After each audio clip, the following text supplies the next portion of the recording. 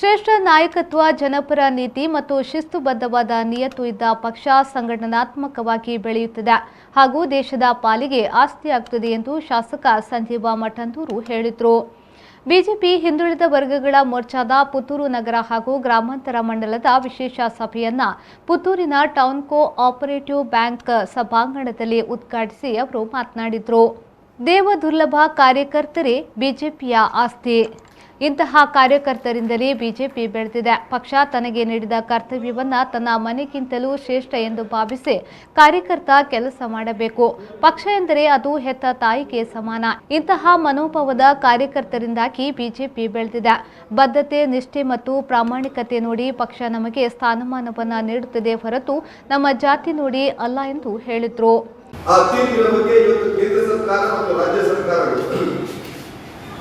ಒಂದಷ್ಟು ಚರ್ಚೆ ಮಾಡಿ ಆ ಒಬಿಸಿ ಜನರಿಗೆ, ಹಿಂದುಳಿದ ವರ್ಗದ ಸಮುದಾಯಕ್ಕೆ ಇವತ್ತು ಬೇರೆ ಬೇರೆ ಚುನಾವಣೆಯಲ್ಲಿ ಯಾವ ರೀತಿಯ ನ್ಯಾಯವನ್ನು ಕೊಡಬೇಕು ಅಂತೇಳಿ ತೀರ್ಮಾನ ಮಾಡುವಂತ ಸಂಗತಿ ಮುಂದಿನ ದಿನಗಳು ಆಗಬಹುದು. ಇಂತಹ ಒಂದು ಕಾಲಘಟ್ಟದಲ್ಲಿ ಭಾರತೀಯ ಜನತಾ ಪಾರ್ಟಿ ಈ ದೇಶದಲ್ಲಿ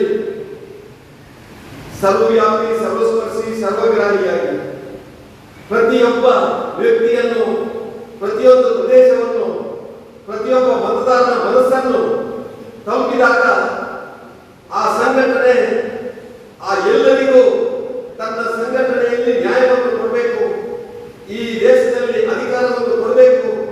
ಈ ದಿಸೆಯಿಂದ ಆ ಹಿಂದುಳಿದ ವರ್ಗದ ಜನ ಕೂಡ ಇತರರಾಗಿ ಈ ಸಂಘಟನೆಯ ನೇತೃತ್ವವನ್ನು ವಹಿಸಿಕೊಂಡು ಈ ದೇಶದ ಚುಕ್ಕಾಣಿಯನ್ನು ಹಿಡಿಬೇಕು. ಅದು ಭಾರತೀಯ ಜನತಾ ಪಾರ್ಟಿ ಮುಖಾಂತರ. ಅದಕ್ಕಾಗಿ ಇವತ್ತು ಬೂತ್ ಮಟ್ಟದಿಂದ ರಾಷ್ಟ್ರ ಮಟ್ಟದವರೆಗೆ ಭಾರತೀಯ ಜನತಾ ಪಾರ್ಟಿ ಎಲ್ಲ ಸಮುದಾಯದವರನ್ನು ಮನಸ್ಸಲ್ಲಿಟ್ಟುಕೊಂಡು, ಎಲ್ಲ ವಯೋಮಾನವನ್ನು ಮನಸ್ಸಲ್ಲಿಟ್ಟುಕೊಂಡು, ಎಲ್ಲ ನಮ್ಮ ಮಹಿಳೆಯರು, ಇತರ ಸಮುದಾಯವನ್ನು ಮನಸ್ಸಲ್ಲಿಟ್ಟುಕೊಂಡು ಬೇರೆ ಬೇರೆ ಮೋರ್ಚೆಗಳು, ಪ್ರಕೋಷ್ಠಗಳ ಮುಖಾಂತರ ಇವತ್ತು ಎಲ್ಲ ನಮ್ಮ ಆ ಕೋಟ್ಯಾಂತರ ಕಾರ್ಯಕರ್ತರಿಗೂ ಇವತ್ತು ಪದಾಧಿಕಾರಿಯಾಗಿ ನಾಯಕತ್ವವನ್ನು ವಹಿಸಲಿಕ್ಕೆ ಅವಕಾಶವನ್ನು ಮಾಡಿಕೊಂಡಿದೆ. ಒಬಿಸಿ ಮೋರ್ಚಾದ ರಾಜ್ಯ ಪ್ರಧಾನ ಕಾರ್ಯದರ್ಶಿ ವಿವೇಕಾನಂದ ಡಬ್ಬಿಯವರು ಮಾತನಾಡಿ, ಒಬಿಸಿ ಮೋರ್ಚಾದಿಂದ ಉತ್ತಮ ಕೆಲಸ ಆಗ್ತಿದೆ. ಆದರೆ ಇದಿಷ್ಟೇ ಸಾಕೆ ಎಂಬ ಆತ್ಮಾವಲೋಕನ ಮಾಡಿಕೊಳ್ಳಬೇಕು.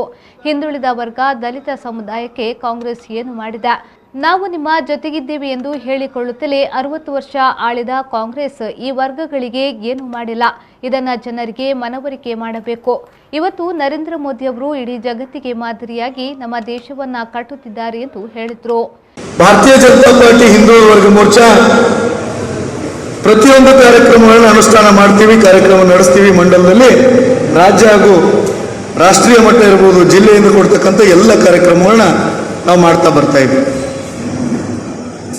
ಆದರೆ ಹಿಂದುಳಿದ ವರ್ಗ ಮೋರ್ಚಾವನ್ನ ಭಾರತೀಯ ಜನತಾ ಪಾರ್ಟಿ ಜೋಡಿಸೋದಕ್ಕೆ ಇಷ್ಟು ಸಾಕ? ಒಂದ್ಸಾರಿ ಪ್ರಶ್ನೆ ಮಾಡ್ಕೋಬೇಕು. ಹಿಂದುಳಿದ ವರ್ಗ ಅಂತಕ್ಕಂಥದ್ದನ್ನ ಕಾಂಗ್ರೆಸ್ಸಿಗರು ಕೊಟ್ಟಿರ್ತಕ್ಕಂಥ ಕೊಡುಗೆ ಅದು. ಈ ದೇಶದಲ್ಲಿರ್ತಕ್ಕಂಥ ದೀನದಲಿತರಿಗೆ, ಹಿಂದುಳಿದ ವರ್ಗದ ಜೊತೆಗೆ ನಾವಿದ್ದೀವಿ, ನಿಮ್ಮನ್ನ ಅಭಿವೃದ್ಧಿ ಮಾಡ್ತೀವಿ ಅಂತ ಹೇಳ್ತಾನೆ ಸ್ವತಂತ್ರ ಭಾರತದ 75 ವರ್ಷ ಕಳೆದ್ಬಿಟ್ರು. ಅದರಲ್ಲಿ 48 ವರ್ಷ ಕಾಂಗ್ರೆಸ್ ನಮ್ಮನ್ನು ಆಳಿದೆ. 48 ವರ್ಷದಲ್ಲಿ ಪ್ರಯಾಸ 35 ವರ್ಷ ಒಂದೇ ಕುಟುಂಬ ಈ ದೇಶವನ್ನು ಆಳಿದೆ.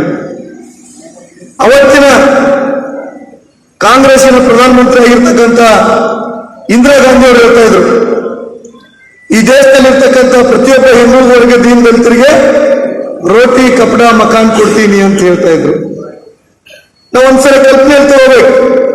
ಅವತ್ತಿನ ಪ್ರಧಾನಮಂತ್ರಿ ಕಾಂಗ್ರೆಸ್ಸಿನ ಹಿರಿಯ ನಾಯಕಿ ಇಂದಿರಾ ಗಾಂಧಿ ಅವರು ಹೇಳ್ತಾರೆ ರೋಟಿ, ಕಪಡ, ಮಕಾನ್ ಕೊಡ್ತೀನಿ ಅಂತೇಳಿ. ಆದ್ರೆ ಇವತ್ತಿನ ಹಿಂದಿನ ಮುಖ್ಯಮಂತ್ರಿ ಸಿದ್ದರಾಮಯ್ಯ ಹೇಳ್ತಾರೆ ನಾನು ಅನ್ನಭಾಗ್ಯ ಕೊಡ್ತಾ ಇದ್ದೀನಿ, ಇಂದಿರಾ ಗಾಂಧಿ ಕ್ಯಾಂಟೀನ್ ತೆಗೆದೀನಿ.